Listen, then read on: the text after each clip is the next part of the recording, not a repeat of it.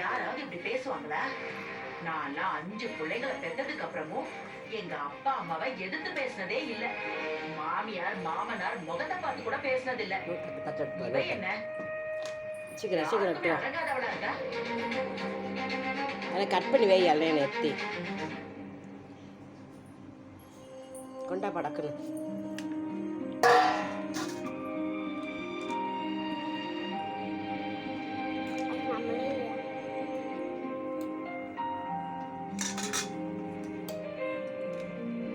அவங்க ஏதாவது சொல்லிட்டே தான் இருப்பாங்க. மதி ஏதோ வருத்தத்துல பேசுறான்.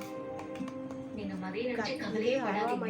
நாங்க இருக்கோம், பாத்துக்கிறோம். அருவாமனை வேணும். அருவாமனை எடுத்துட்டு வா.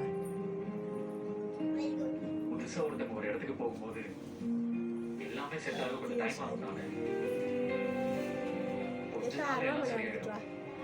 கவலைப்படாதீங்க. மதி இந்த வீட்டு பொண்ணு, நாங்க பாத்துக்கிறோம். நீங்க கவலைப்படாதீங்க. அப்பா ஆட்டோ வந்துருச்சு.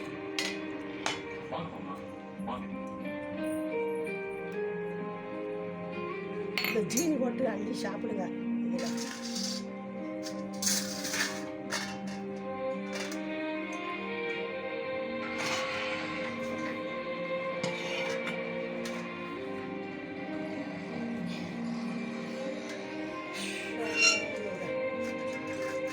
தடுத்து அடியில் வெட்டிக்கோ.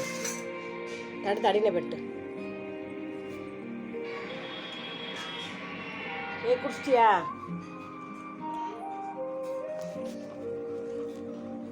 உன் அம்மாவும் அப்பாவும் வீட்டுக்கு போயிருப்பாங்கல்ல, நீ ஃபோன் பண்ணி பேச. நான் பேசினது எங்க அப்பா அம்மாவுக்கு கஷ்டமா தான் இருந்திருக்கும்னு எனக்கு தெரியும். ஆனா நான் அப்படி பேசலனா தினமும் என்னை பத்தின கம்ப்ளைண்ட் அவங்க கேட்க வேண்டியதா இருக்கும். நான் இந்த வீட்டுக்கு வந்து புதுசா எதுவும் பண்ணல. என் வீட்டுல நான் என்ன பண்ணுவேனோ அதே தான் இங்கேயும் பண்ணேன். ஆனா அதுவே இங்க பிரச்சனையா இருக்கு. எங்க வீட்டுக்கும் இந்த வீட்டுக்கும் நிறைய வித்தியாசம் இருக்கு.